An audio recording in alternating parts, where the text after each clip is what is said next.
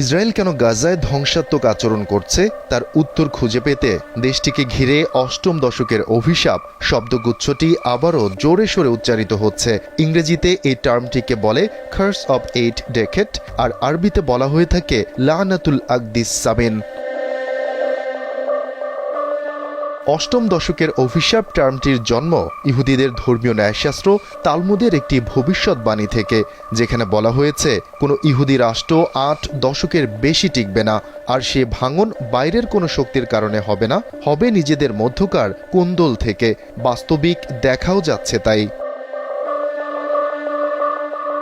ইতিহাস বলছে বিগত 2000 বছরে বিভিন্ন স্থানে ছোট বড় সার্বভৌম ইহুদি রাজ্য প্রতিষ্ঠিত হয়েছিল।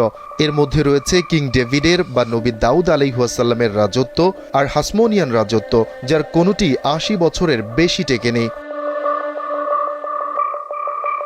আজকের ইহুদি রাষ্ট্র ইসরায়েলের জন্ম হয়েছিল 1948 সালে। 2028 সালে এর 80 বছর পূরণ হবে। তার মানে হাতে আছে 4 বছর।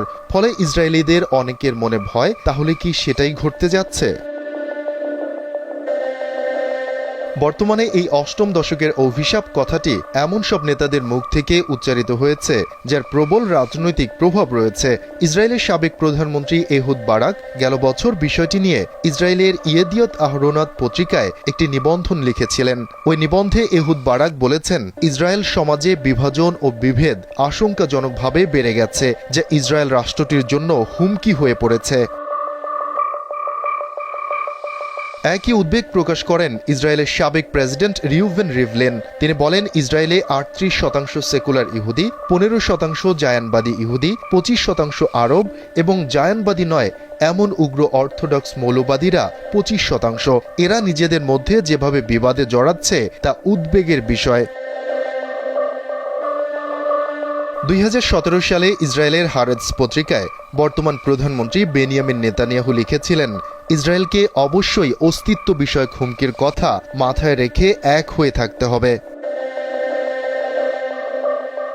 চলতি দফায় প্রধানমন্ত্রিত্ব নেয়ার আগে বেনিয়ামিন নেতানিয়াহু বলেছিলেন, ইসরায়েলকে 8 দশকের অভিশাপ থেকে মুক্তি দেওয়ার নিশ্চয়তা তার নেতৃত্বাধীন সরকারই দিতে পারে।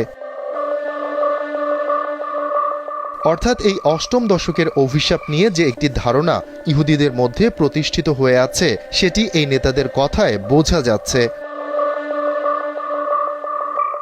তবে বিশ্লেষকরা বলছেন, যেহেতু এর আগে সবগুলো ইহুদি রাজ্য 80 বছরের মধ্যে ভেঙে পড়েছে, সে কারণে ভবিষ্যতে যাতে ইহুদিরা নিজেদের মধ্যে সংঘাতে না জড়ায়, তাই ধর্মীয় নেতারা এই অভিশাপের কথা মনে করিয়ে দিচ্ছেন।